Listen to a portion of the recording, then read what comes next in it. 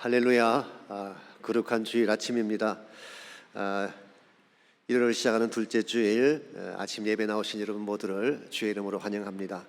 이제 우리 마음을 정돈하시고 우리 다 함께 기도하심으로 2021년 1월 10일 주일 예배를 하나님 앞에 드리시겠습니다.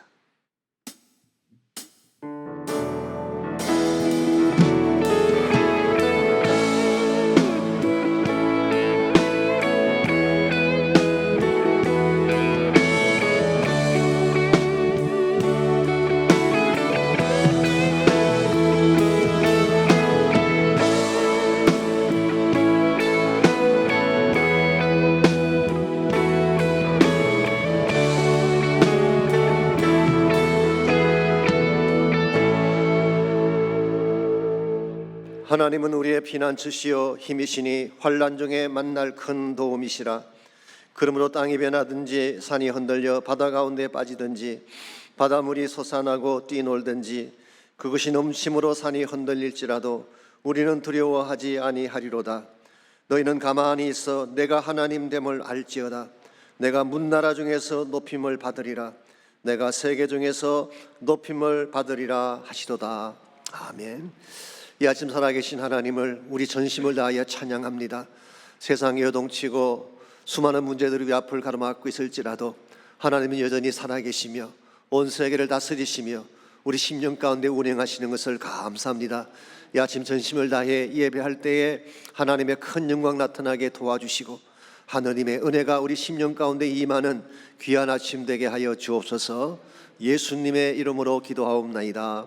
아멘.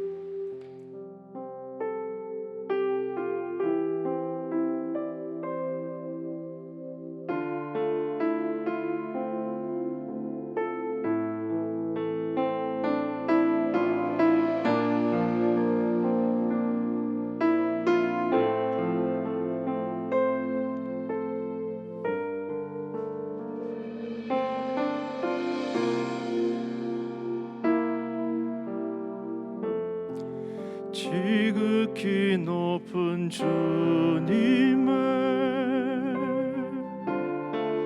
낮이 성소로 들어갑니다. 세상의 신을 벗고서 주 보좌 앞에 엎드리리. 내 주를 향한 사랑과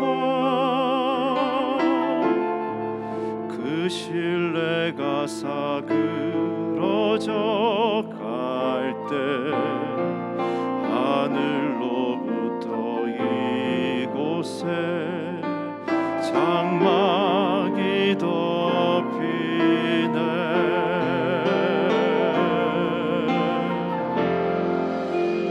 이곳을 덮으소서. 이곳을 비추소서. 내 안에 무너졌던 모든 소망 다 회복하리니.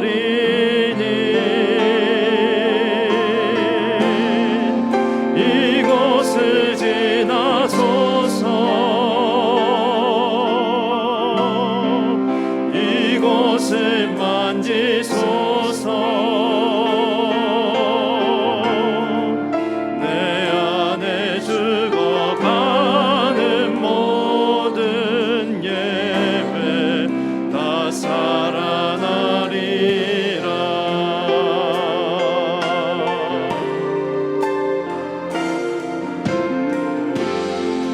지극히 높은 주님의 낮이 성소로 들어갑니다. 세상의 신을 벗고서 주 보좌 앞에 엎드리리. 내 주를 향한 사랑과 그 신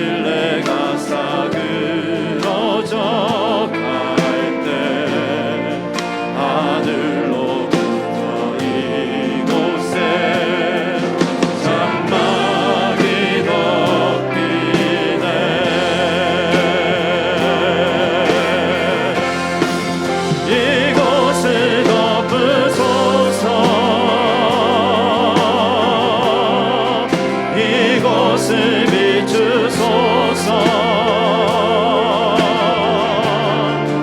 내 안에 무너졌던 모든 소망 다 회복하리니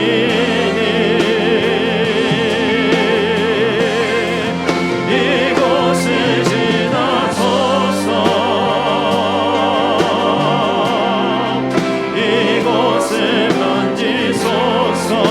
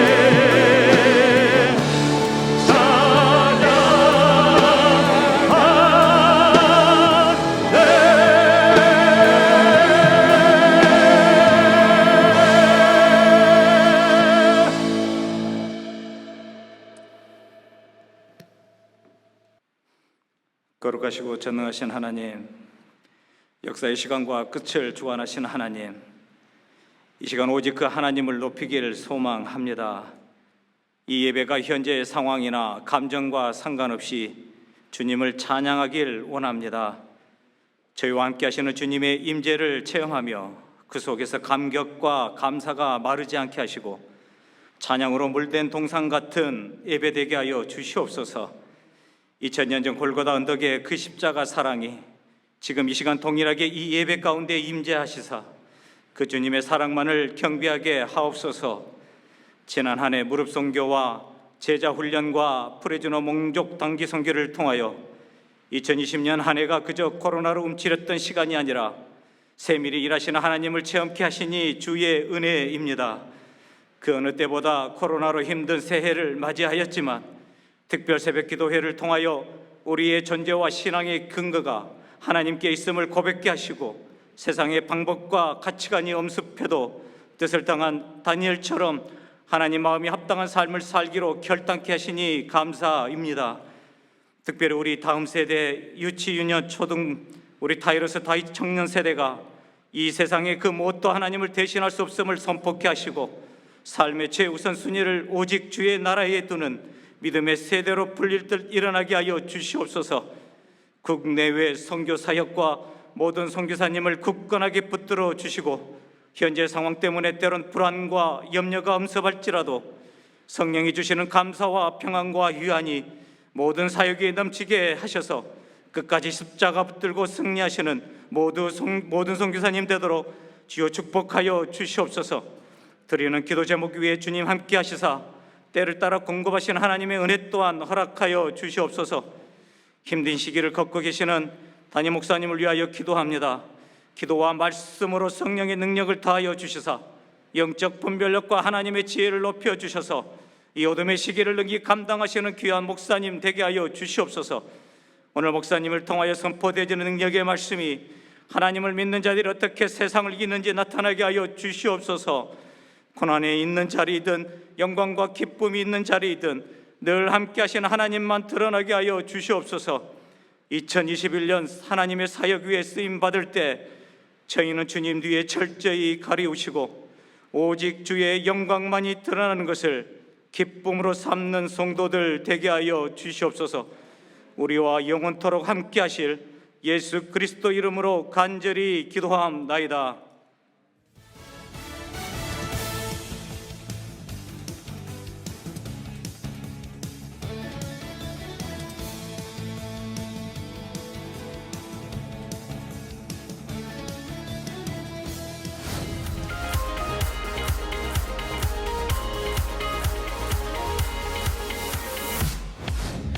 코로나의 위기 가운데 주일 대면 예배에 참석하시는 귀한 성도님들께 감사드립니다. 교회적으로 안전한 대면 예배가 되도록 방역에 만전을 기하고 있습니다. 대면 예배에 참여하시는 성도님들은 안전수칙 준수로 서로의 건강을 위해 최선을 다해 주시기 바랍니다.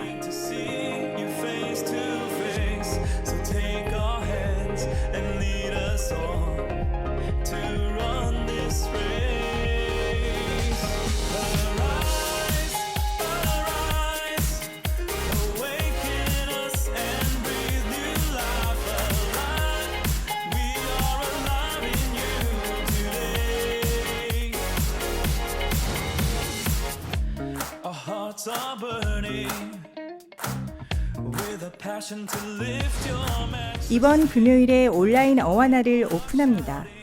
대상은 스파키와 TNT입니다. 우리의 자녀들을 세상의 흐름에 요동하지 않도록 하나님의 말씀으로 든든히 세워질 것입니다. 등록은 교회 홈피에 들어오셔서 에듀케이션 안에 있는 어와나에서 할 수 있습니다. 특별히 함께 사역할 교사들을 모집하고 있습니다. 많은 참여와 기도를 부탁드립니다.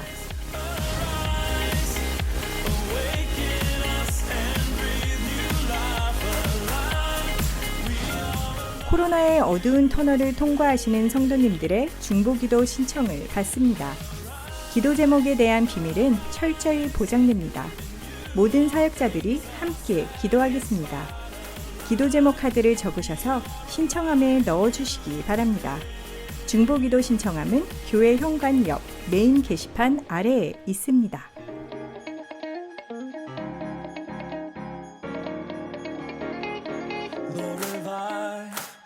주님 안에서 행복한 한 주 보내시길 바랍니다. 오늘 귀한 예배 함께 하신 여러분 모두를 다시 한번 주의 이름으로 환영합니다. 특별히 가정에서 또 여러 처소에서 온라인으로 예배하시는 모든 분들도 진심으로 환영합니다. 아신 대로 지금 코로나가 굉장히 급속도로 이렇게 확산이 되어가고 있고 많은 분들이 지금 질병에 걸리는 그런 상태를 보게 됩니다. 하나님께서 그럼에도 불구하고 이렇게 예배할 수 있도록 허락하신 것은 참 기적 같은 일입니다. 너무나 귀한 일인데 그렇기 때문에 저는 개인적으로 우리가 더 철저하게 방역을 하고 예배를 잘 지켜내야 된다고 생각을 합니다. 그래서 이렇게 예배를 드리는 중에 할 수만 있다면 좀 불편하더라도 여러분 영상에서 보신 것처럼 철저하게 그 모든 그 조치들을 잘 순종해 주시고 우리 자신들이 우리를 지킬 수 있도록 그렇게 도와주시기를 바랍니다. 오하나가 이제 15일부터 온라인으로 계약을 합니다. 그리고 우리 선데이스쿨을 위한 기도도 계속해 주시기를 바랍니다. 지금 우리가 붙잡을 수 있는 것은 기도밖에 없지 않겠습니까? 그러므로 혹시 여러분 가운데 급하고 힘든 기도 제목이 있으면은 중보기도 이렇게 용지에 적어주셔서 제출해 주시면 부족하지만 저도 기도하겠고 또 저희 사역자 팀들이 함께 기도하겠습니다. 기도로 더 많은 분들이 힘을 얻었으면 좋겠습니다. 우리 교회 나머지 광고들 잘 참조하시면 좋겠습니다. 이 시간 한번 우리 하나님께 드릴 헌물을 위해서 함께 기도합니다. 아버지 하나님, 세상이 점점 어두워져 가는 것 같고 코로나 사태가 점점 악화되어져 가는 현실을 봅니다. 그럴지라도 하나님께서 살아계시기에 우리 모두는 안심하고 주님 바라보며 달려가기를 원합니다. 가정을 특별히 보호해 주시고 자녀들을 지켜주시고 우리 삶의 터전을 하나님의 권세 있는 손으로 꼭 붙잡아 주셔서 상하지 않게 하시고 아프지 않게 하시고 다치는 이가 없도록 하나님 꼭 보호하여 주시옵소서. 이 아침에 하나님 앞에 소중한 예물을 올려드립니다. 11조 헌물과 감사의 제목들과 선교와 구제를 위해 드리는 모든 헌물을 하나님이 축복하시고 주의 영광 위에 바르게 쓰임받도록 인도하여 주시옵소서. 예수님의 이름으로 기도하옵나이다. 아멘.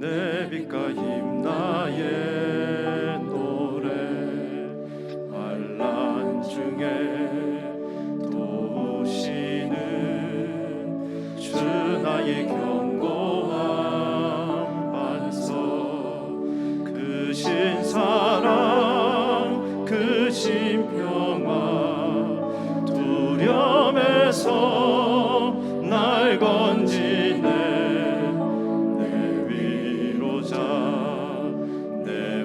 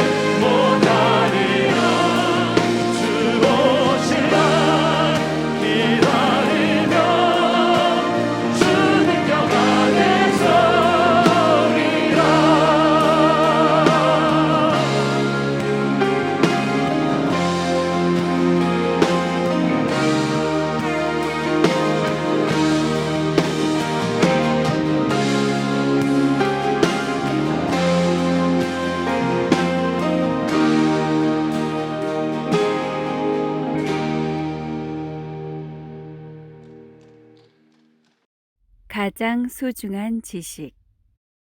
호세아 4장 1절로 10절까지 말씀입니다. 이스라엘 자손들아, 여호와의 말씀을 들으라. 여호와께서 이 땅 주민과 논쟁하시나니 이 땅에는 진실도 없고 인애도 없고 하나님을 아는 지식도 없고 오직 저주와 속임과 살인과 도둑질과 간음뿐이요 포악하여 피가 피를 뒤이음이라. 그러므로 이 땅이 슬퍼하며 거기 사는 자와 들짐승과 공중에 나는 새가 다 쇠잔할 것이요 바다의 고기도 없어지리라. 그러나 어떤 사람이든지 다투지도 말며 책망하지도 말라. 내 백성들이 제사장과 다투는 자처럼 되었음이니라. 너는 낮에 넘어지겠고 너와 함께 있는 선지자는 밤에 넘어지리라. 내가 내 어머니를 멸하리라. 내 백성이 지식이 없으므로 망하는도다.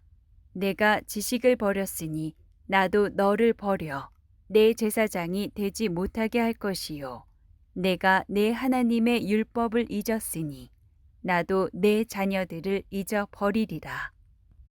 그들은 번성할수록 내게 범죄하니 내가 그들의 영화를 변하여 욕이 되게 하리라. 그들이 내 백성의 속죄 제물을 먹고 그 마음을 그들의 죄악에 두는도다. 장차는 백성이나 제사장이나 동일함이라. 내가 그들의 행실대로 벌하며 그들의 행위대로 갚으리라. 그들이 먹어도 배부르지 아니하며 음행하여도 수요가 늘지 못하니 이는 여호와를 버리고 따르지 아니하였음이니라. 아멘. 예, 아는 것이 힘이라는 말이 있습니다마는 지식을 갖는 것은 대단히 중요한 것입니다. 지식이라고 하는 것은 몰랐던 어떤 사실을 깨닫게 되거나 몰랐던 정보를 알게 되는 것을 말하죠. 어릴 때는 주로 학교에서 공부를 통해서 지식을 습득했습니다. 그래서 이 지식을 정확하게 인식하고 있든지 또 많이 암기하고 있으면 공부를 잘한다 그렇게 말을 했죠.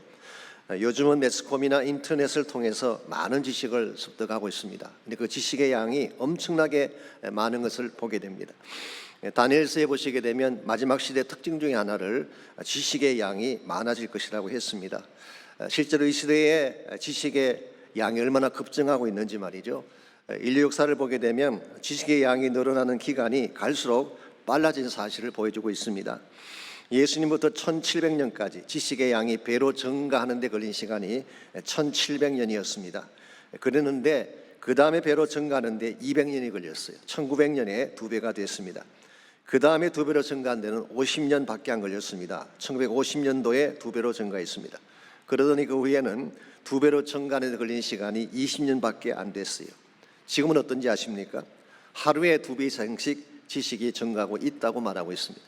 근데 이와 같이 지식의 양이 많아지면 우리 인생이 더 행복해질까요? 꼭 그런 것은 아닌 것 같습니다. 지식이 많아지니까 편리한 면도 있지만 범죄도 더 많아지고 지능범들이 굉장히 많아졌습니다. 지식이 많아지니까 범민도 더 많아지는 현실을 보게 됩니다. 그래서 정신질환에 걸리든지 자살하는 사람들의 숫자가 현대로 올수록 더 많은 것을 보게 되죠. 왜 그럴까요? 더 많이 알면 더 행복해야 되는데 왜 오히려 불행해지는 것일까요? 정말 가져야 될 바른 지식을 갖지 못했기 때문에 그런 것입니다. 여러분, 참된 지식은 단순한 정보가 아닙니다. 오늘날 인터넷을 들어가 보면 수많은 정보들이 떠돌아다니고 있습니다. 정보의 바다라고 해도 과언이 아닐 정도로 각 분야에 대한 방대한 지식들이 게재되어 있죠. 그러나 단순히 그 정보를 많이 모은다고 해서 우리 삶이 개선되고 변화될까요? 저는 그렇지 않다고 생각합니다.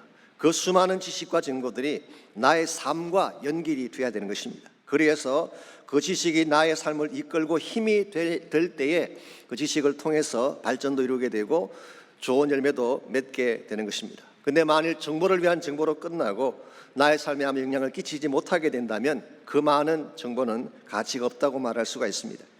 2011년도에 일본의 대지진이 일어났을 때에 다음과 같은 일이 있었습니다. 제가 지금 소개해드리는 이것은 실화인데요. 구하라 바다에 빠지지 말라라는 책에 나오는 실화입니다. 이 책은 리차드 로이드 페리라고 하는 영국 기자가 6년 동안 취재한 결과를 취합해서 만든 책입니다. 당시 리히터 규모 9.0의 지진이 일어나면서 도후쿠 지방을 강타했을 때에 높이 40.5m의 초대형 쓰나미가 연안 지역을 강타를 했습니다. 우리가 잘 아는 바처럼 수많은 사람이 죽게 되고 50만 명 이상의 이재민을 남긴 아마 일본 역사상 최악의 재앙이라고 부를 수 있습니다. 그런데 일본의 공립학교는 만일의 경우를 대비해서 항상 높은 곳에 위치하게 했고 철골과 강한 콘크리트를 세워서 안전하게 짓는다고 합니다. 그래서 대다수의 학교들은 이 쓰나미에도 불구하고 학생들을 안전하게 지킬 수가 있었어요. 근데 유독 한 학교, 그것이 미가현에 있는 초등학교인데 그 학교 학생만 74명이 쓰나미에 휩쓸려 떠내려가 죽게 되었습니다. 이유가 무엇인지 아십니까? 지진이 발생한 것이 오후 2시 46분이었습니다. 그런데 학교의 시계 바늘이 멈춘 시각이 오후 3시 37분이었어요. 그렇다면 지진이 나고 나서 그 학교에 덮칠 때까지 몇 분간의 시간이 있었어요?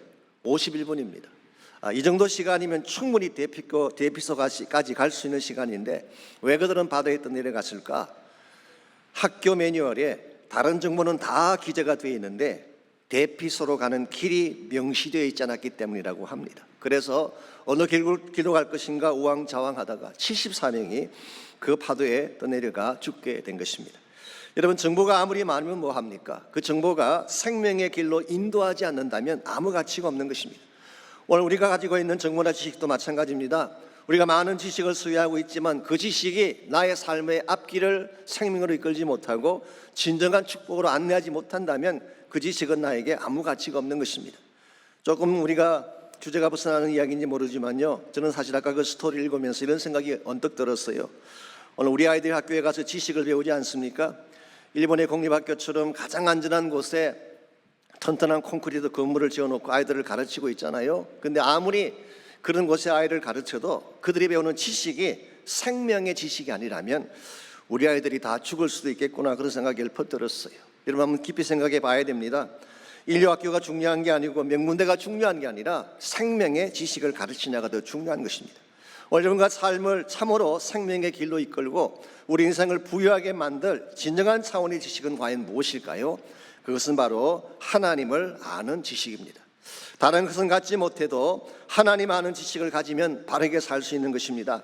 그러나 모든 것을 다 갖추어도 하나님을 알지 못하면 개인이건 민족이건 나라든 망할 수밖에 없는 것입니다.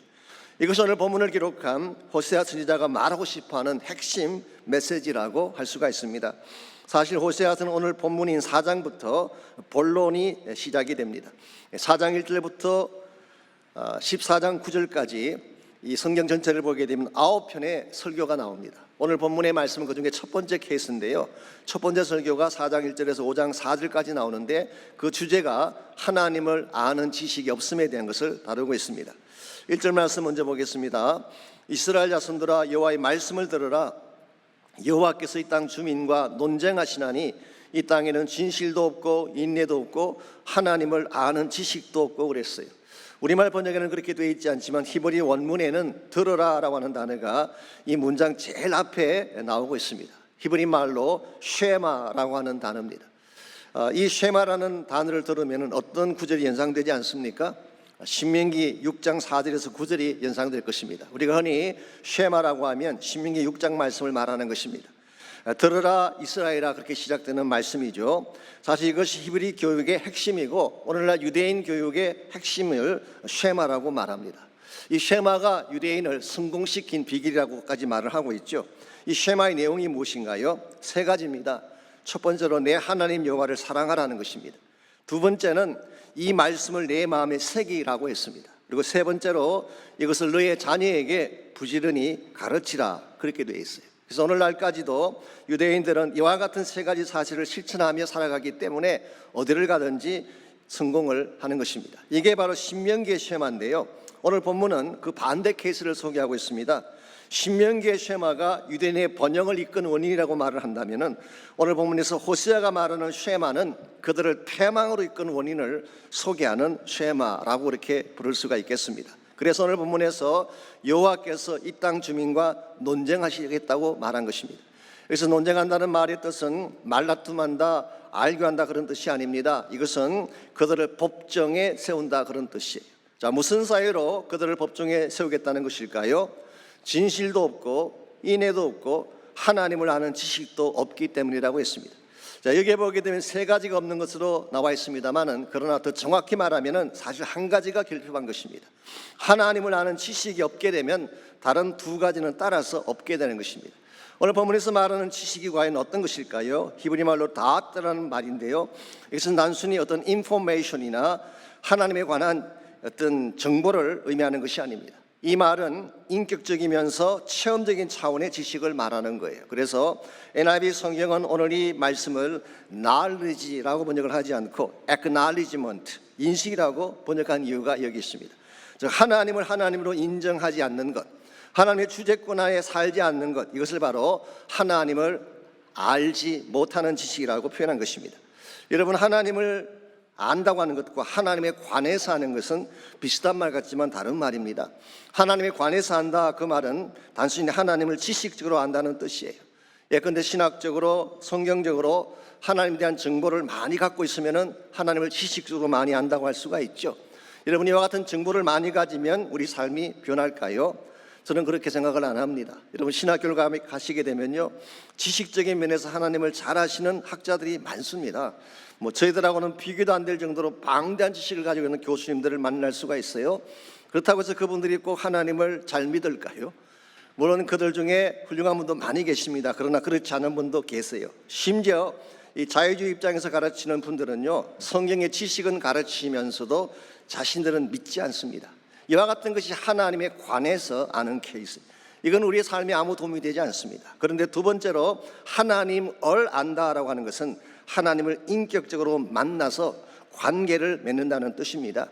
우리가 하나님을 만나서 인격적으로 교제를 하고 하나님 자신을 우리가 인식하고 알게 될 때에 참된 신앙이 시작되는 것이고 믿음이 시작되는 것입니다. 그래서 요한복음 17장 3절은 이렇게 기록하고 있습니다.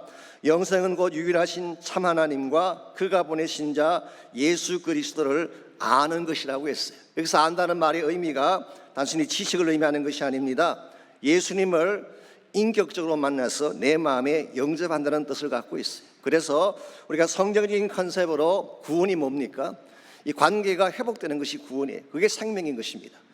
죽음이 뭔가요? 하나님과 관계가 끊어진 것을 우리는 죽었다고 말하는 것입니다. 그래서 이 관계성의 회복, 관계를 바로 갖는 것, 이게 오늘 본문이 말하고 있는 지식의 핵심 내용이라고 할 수가 있습니다. 하나님과 관계가 끊어지게 되면 진실이 있을 수 있을까요? 있을 수가 없습니다.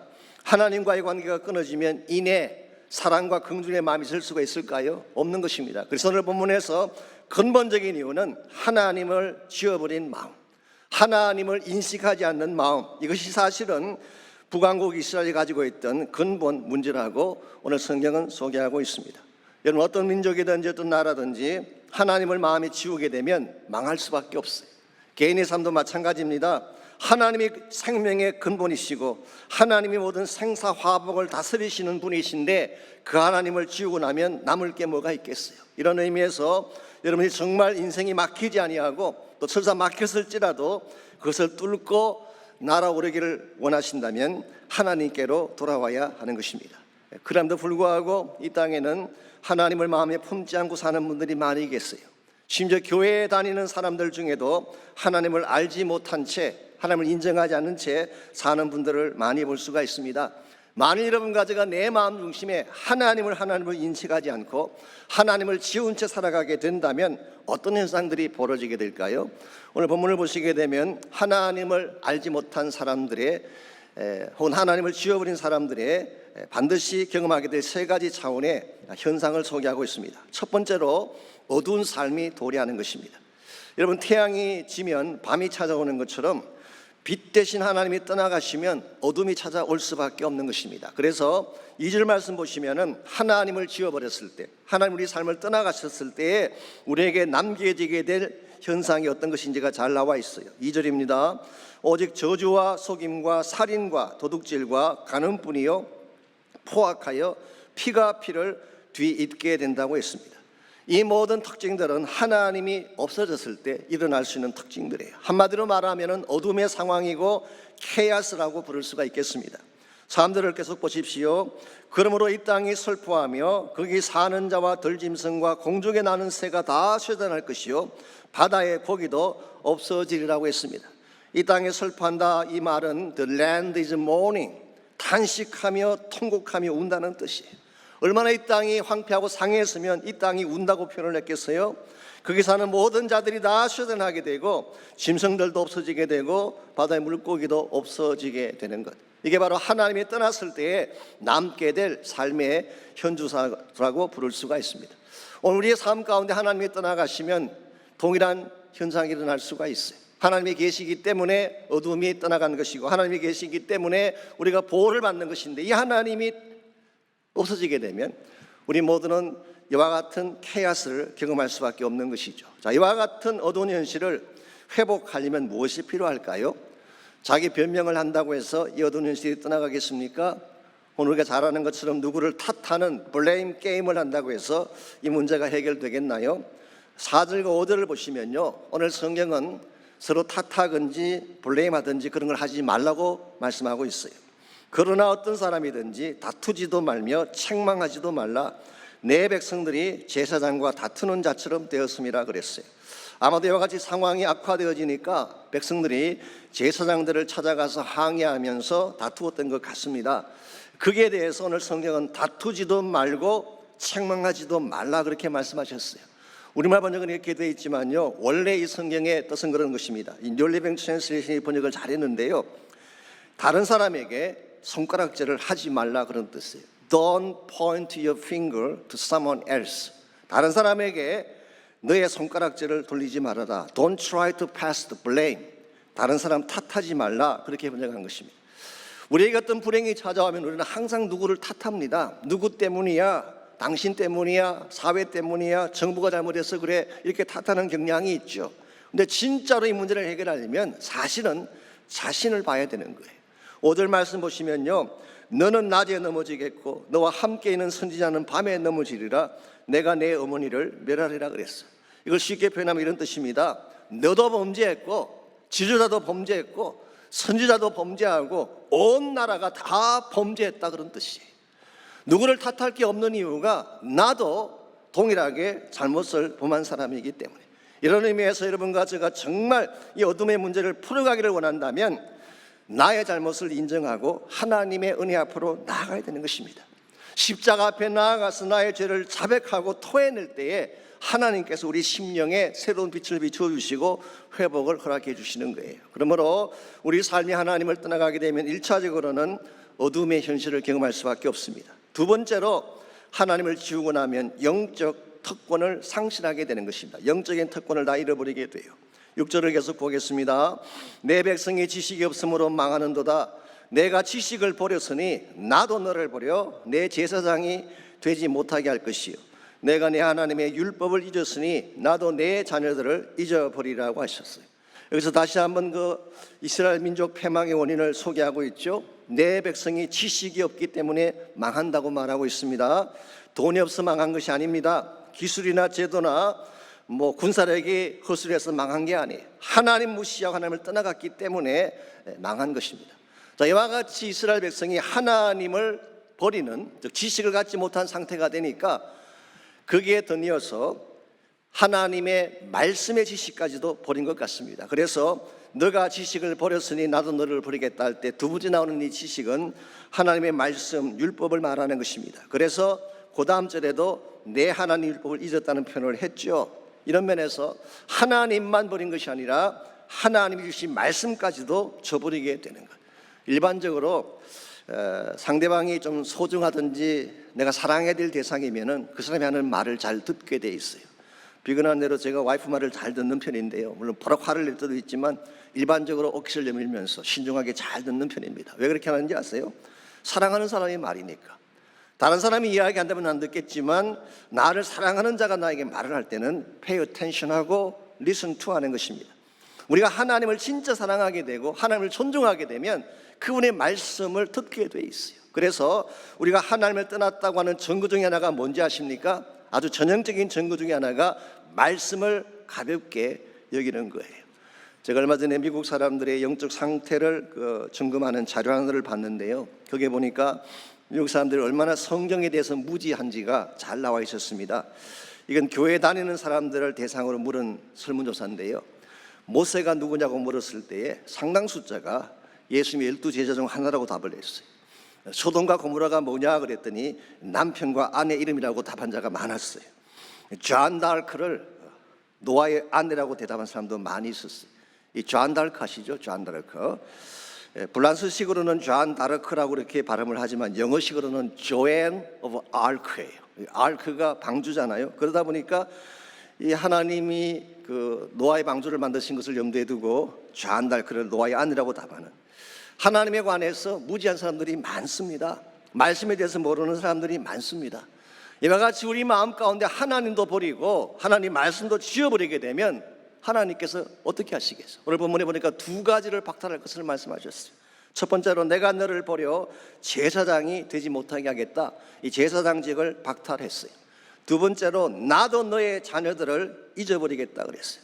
자녀들을 더 이상 보호하지 않고 너희들의 미래를 방치하며 내버리겠다 그런 뜻이. 여러분 출애굽기 19장에 보시게 되면 하나님 이스라엘을 택하실 때에 제사장 나라로 택한 사실을 밝히고 있습니다. 이 priestly nation, 이건 굉장히 소중한 특권이에요. 하나님을 가까이 모시면서 그분께 제사 드리는 것, 그분을 예배하는 것, 얼마나 큰 특권입니까? 이 대제사장 같은 경우는요, 하나님 은혜의 보좌 앞에 직접 나아갈 수 있었잖아요. 이런 특권이 세상에 어디 있어요? 참 감사한 것은 여러분과 저도 예수님 때문에 은혜의 보좌 앞에 직접 나가는 특권이 주어졌잖아요. 이 대제사장의 직분 혹은 제사장의 직이라고 하는 것은 이스라엘 백성에게 하나님 주신 특권 중에 특권인데 그들은 이 특권의 소중함을 몰랐어요. 그래서 이것을 함부로 다루고 방치한 것입니다. 시편 137편을 보시면요, 나중에 유다 민족이 멸망한 후에 그들이 바벨론에 끌려갔을 때 비로소 이 사실을 깨닫고 바벨론 강가에 앉아서 포도나무에 수금을 걸어놓고 예루살렘 성전을 바라보며 통곡했다는 기록이 나오고 있습니다.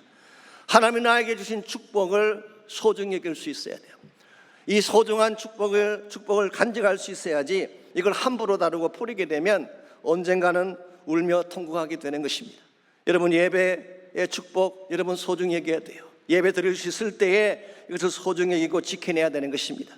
기도의 특권 소중한 것입니다. 정말 내가 기도할 수 있을 때 기도해야지 이 특권을 함부로 다루게 되면 후회할 날이 오는 것입니다. 우리에게 주어진 사역의 특권이 있잖아요. 제사장적인 직을 주셨어요. 수많은 일들을 감당하라고 하는 미니스트를 주셨는데 나에게 주어진 이 특권을 소중히 여겨야지 이것을 함부로 다루고 무시하게 되면 언제인가 하나님이 이것을 빼앗아갈 수도 있다는 것입니다.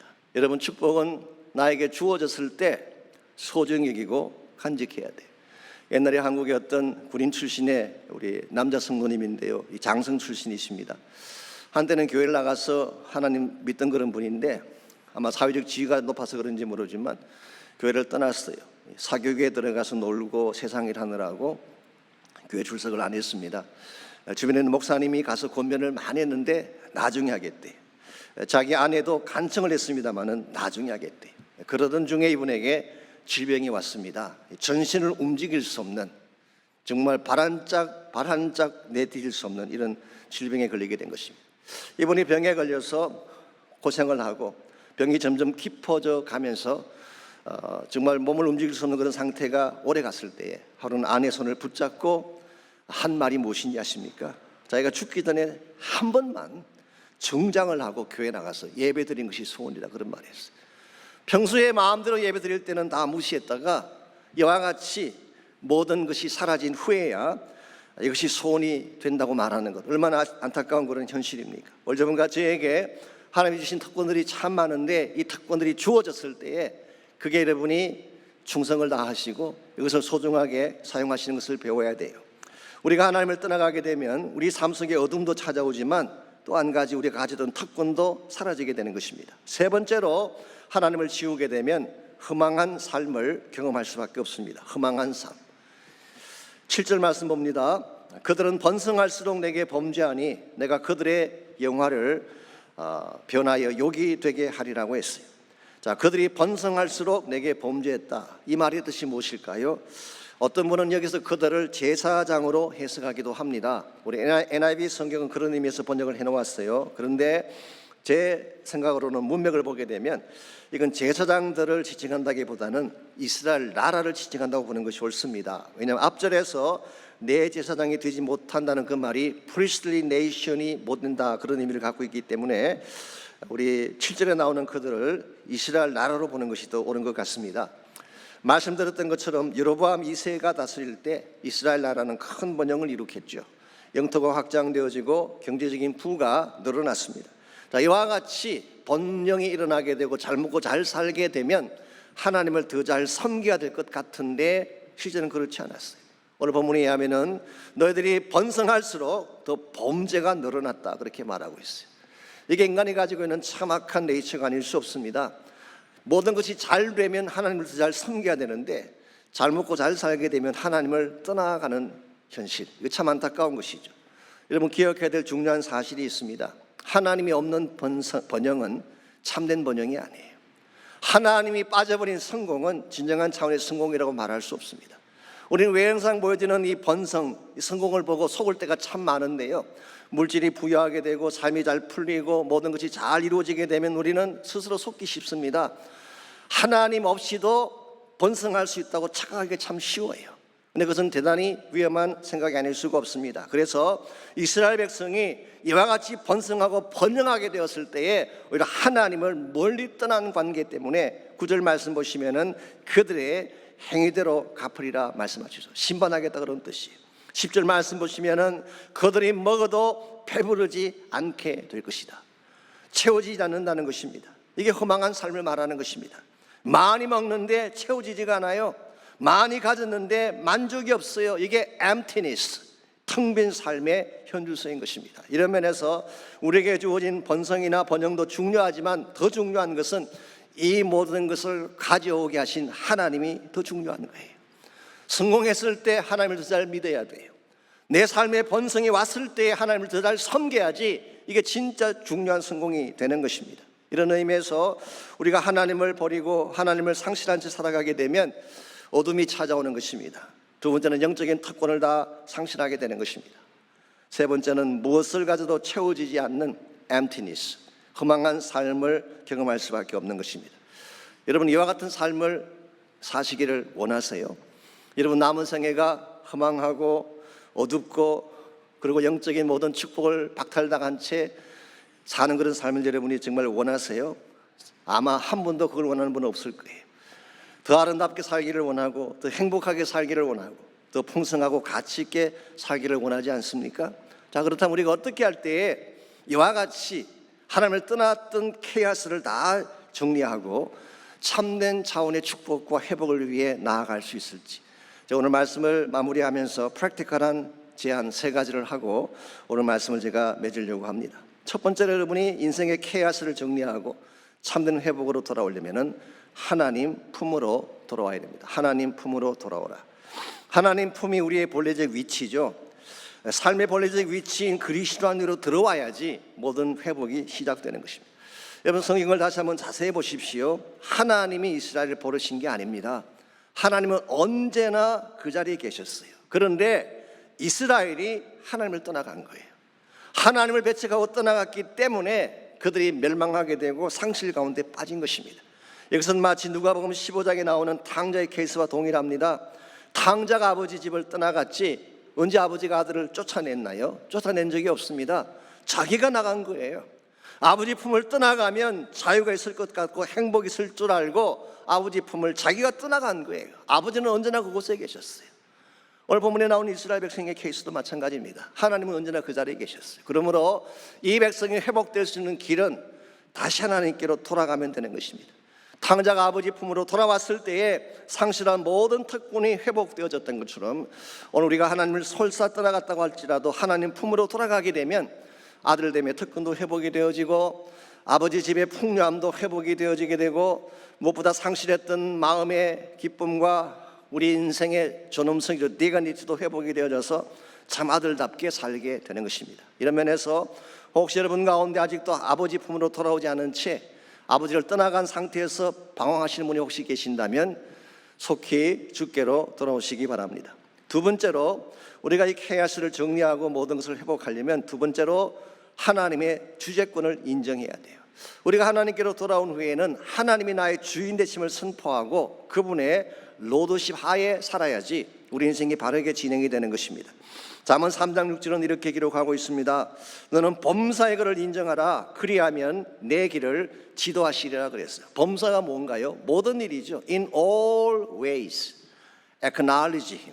모든 범사의 그를 인정하라. 이 말은 그분의 주재권을 인정하라 그 말이에요.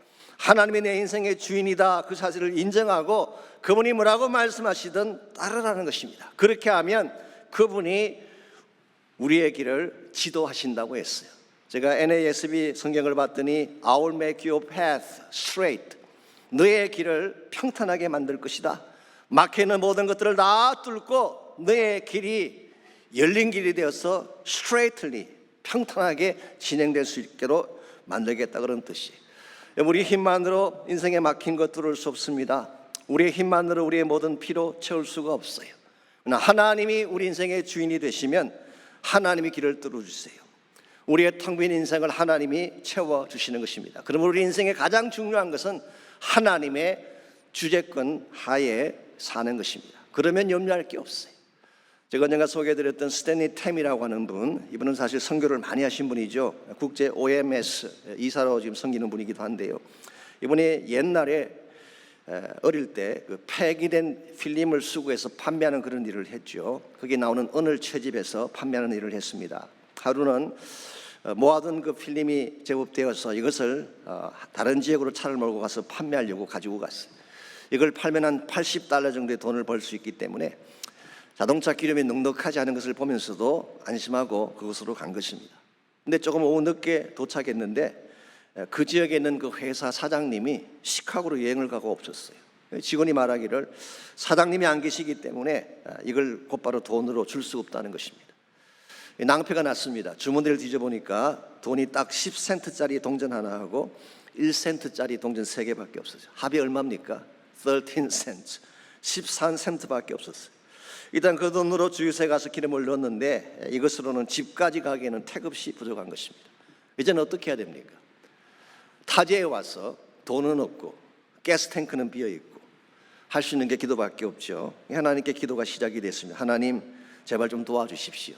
기도를 마친 후에 하나님의 마음속에 확신을 주셨는지 어둠이 깔리기 시작함에도 불구하고 길을 출발한 것입니다. 조금 가다 보니까 이 전조등 불빛에 여행자 한 명이 보였어요. 다른 때 같으면 그냥 지나갔을 텐데 이번만은 왠지 모르게 저 사람을 태워주고 싶었어요. 그랬더니 여행자가 차에 타자마자는 첫 말이 뭔지 아십니까? 기름은 넉넉한가요?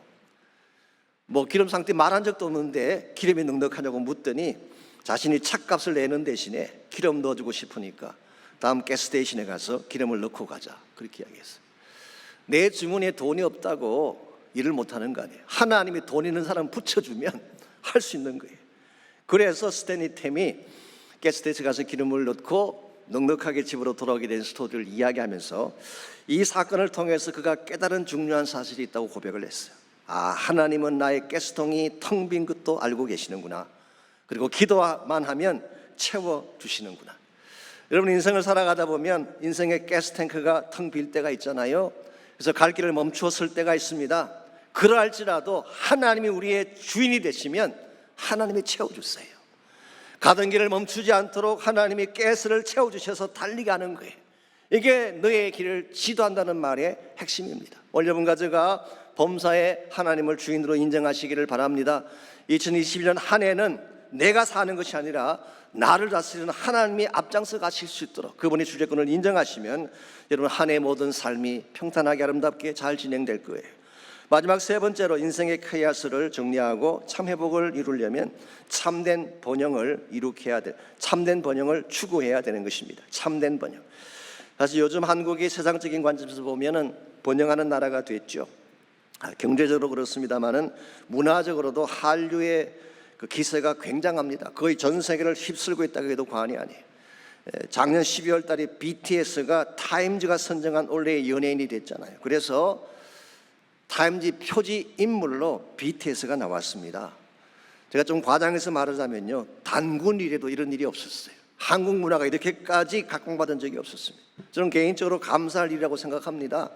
한국 민족이 높아지게 되고 부유하게 되고 잘 살게 된 거 좋은 일이죠. 그런데 한 가지 염려하는 바가 있습니다.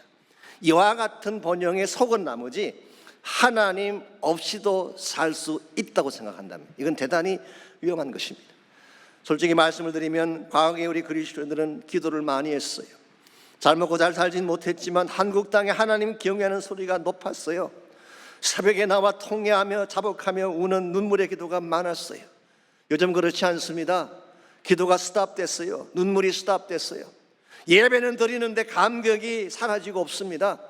잘 살게는 됐지만 하나님을 경외하지 않는다면 그럼 우리나라의 미래가 괜찮을까요? 저는 큰선하지 않을 수가 없습니다. 미국도 마찬가지 아닐까요? 미국을 건국했던 건국의 아버지들은 대다수가 청교도들이었습니다. 그들은 타운을 만들 때 가장 먼저 교회당을 세웠죠. 주일이 오면은 문을 닫고 온 가족이 함께 예배를 드리며 하나님을 경배했던 나라가 미국인데 지금 어떻게 됐나요? 미국 정부 중심부가 하나님을 떠난 것 같습니다. 하나님 지우기 운동을 하고 있잖아요. 대단히 위험한 방향이 아닐 수 없습니다. 저는 참된 번영은 하나님이 주시는 것이 참된 번영이라고 생각합니다. 참된 번영이라고 하는 것은요, 단순히 돈 많이 벌고 잘 먹고 잘 사는 것이 아니라 목적이 있어야 돼요. 이 번영을 통해 무엇을 할 것인가에 대한 목적이 있어야 돼요. 나의 번영으로 말미암아 복음이 번성하게 되고 하나님 나라가 번성하게 된다면 이건 가치 있는 번영이 되는 것입니다. 그래서 예수님께서 너희는 먼저 그 나라와 그 의를 구하라 그리하면 다른 모든 것을 더해 주겠다고 말씀하셨잖아요. 하나님 나라의 번영을 먼저 구하게 되면 다른 축복은 따라온다, 그런 뜻이에요. 우리는 이것을 거꾸로 하면 안 되는 것입니다. 하나님을 따라갈 것이냐, 세상적인 번영을 따라갈 것인가. 여러분께서 만일 돈을 따라가고 세상적인 번영을 따라간다면 그 마지막 결국 패망할 수밖에 없어요. 그러나 하나님을 따라가게 되면, 또 하나님 우리 인생 앞길을 열어주시는 주권자가 되시면 무슨 일을 당하든지 여러분 승리할 수가 있게 되고 하나님 영광 위에 살 수 있게 되는 것입니다. 이제 21년 새해가 시작이 됐습니다. 여러분은 금년 한 해 동안 무엇을 향해 달려가기를 원하십니까? 하나님을 향해 달려가기를 원하시는지 아니면 하나님을 등지고 세상을 향해 달려가기를 원하시는지. 파스칼이 말한 것처럼 우리가 하나님을 등지는 순간 모든 것으로부터 등을 지게 됩니다. 모든 불행의 원인은 바로 여기에 있는 것입니다. 그러므로 여러분과 제가 힘들더라도 어렵더라도 하나님을 향해 나가는 것을 배워야 돼요. 하나님 내 인생의 주권자인 것을 인정을 하고 그분을 내 삶의 범사에 그분을 인정을 하고 그분의 말씀 따라 그분의 길을 따라 그분의 비전을 따라 살아가게 될 때 여러분의 삶은 회복이 일어나고 번성이 일어나고 하나님의 아름다운 열매들이 맺혀지게 되는 것입니다. 이런 면에서 우리가 함께 기도하기를 원하는데요, 기도할 때에 정말 내 인생의 주인이 하나님의 사실을 다시 선포하고 나의 삶을 그분에게 의탁하며 기도하시기를 바랍니다. 내 인생 나의 것이 아닙니다. 하나님 것입니다. 나의 모든 물질 내 것이 아니라 하나님의 소유입니다. 나에게 주신 모든 삶의 기회들 하나님이 주신 거예요. 그러므로 2021년 한 해 동안에는 하나님의 이끌림을 받고 주님의 주재권 하에 주의 영광 위에 살게 달라고 여러분 기도하시기를 바랍니다. 두 번째로 기도하실 것은 혹시 여러분의 인생이 하나님을 떠난 관계로 혼란이 찾아오고 공허가 찾아오고 흑암이 찾아왔다면 여러분에게 필요한 것이 여호와의 신이 운행하는 것입니다. 창세기 1장 2절에 보시면 땅이 혼돈하고 공허함이 흑암이 깊었을 때에 하나님의 신이 운행하자 질서가 회복되고 아름다운 창조가 이루어졌다고 말씀하지 않았습니까? 이 시간 여러분 기도할 때 나의 상한 마음을 성령님 다스려 주십시오.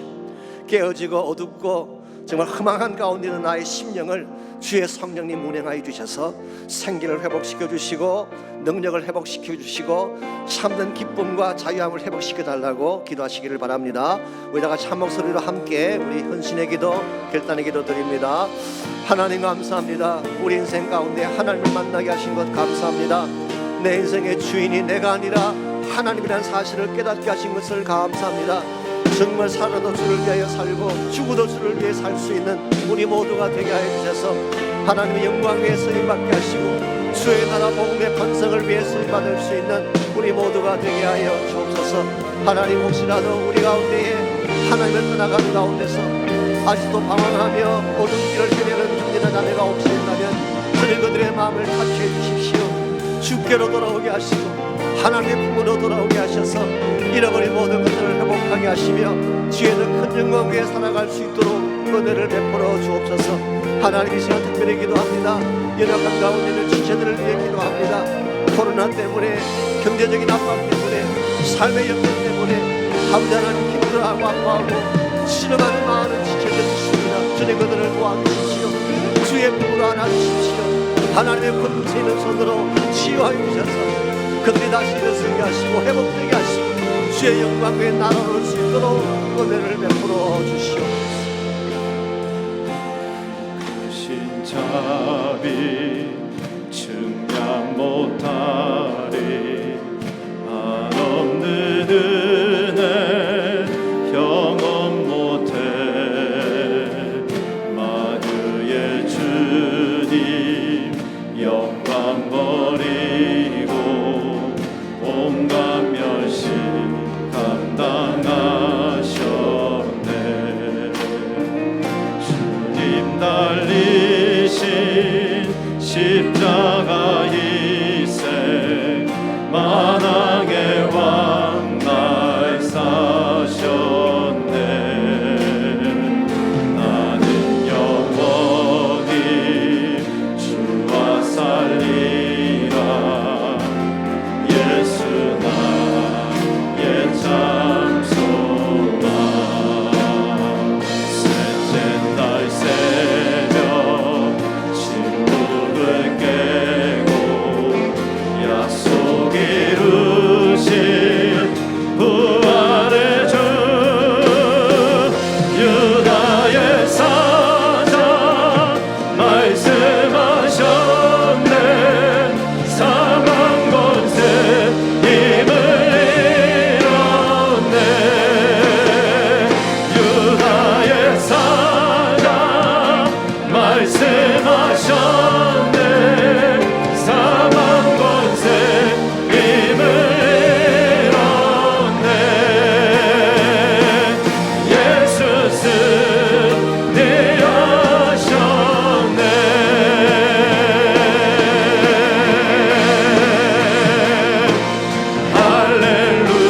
할렐루야 날 자유케 하신 주 할렐루야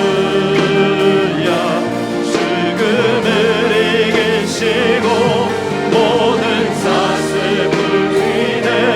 예수 이름 부를 때 예수 나의 참 소망. 할렐루야 날 자유케 하신 주 할렐루야 죽음을 이기시고 모든 사슬 풀리네. 예수 이름 부를 때 예수 나의 참 소망. Jesus Christ my living hope. 예수 나의 참 소망. 하나님 감사합니다. 우리가 주를 떠난 인생 되지 않게 하시고 주를 향하여 달려나아가는 아름다운 인생이 되게 하신 것 감사합니다. 우리 삶을 공격하는 수많은 어려움들이 있고 우리 삶을 가로막는 수많은 산들이 있지만 주께서 우리와 함께 하시면 그 모든 산들이 뚫려지며 그 모든 난관들이 돌파되어지게 될 줄 믿습니다. 이 믿음 가지고 달려나가는 저희 모두가 되게 하셔서 2021년 한 해는 하나님의 번영을 이루고 복음의 번영을 이루고 주의 나라 번영을 이루는 데 서히 맞는 저희 모두와 저희 교회가 되게 하여 주시옵소서. 이제는 우리 구주 예수 그리스도의 은혜와 하나님 아버지의 무한하신 사랑과 성령님의 충만한 임재하심이 이 아침 주 앞에 나와 전심을 다해 예배하고 돌아가는 사랑하는 주의 백성들과 각 가정에서 각 처소에서 주를 바라보며 전심을 다해 예배하는 사랑하는 주의 백성들, 그들을 하나님이 보호해 주시고 가정을 지켜주시고 삶의 터전을 지켜주시고 아들들과 딸들과 후손들을 복되게 하셔서 주의 영광 가운데 살게 하여 주시기를 우리 주님 예수님의 이름으로 간절히 축원하옵나이다. 아멘.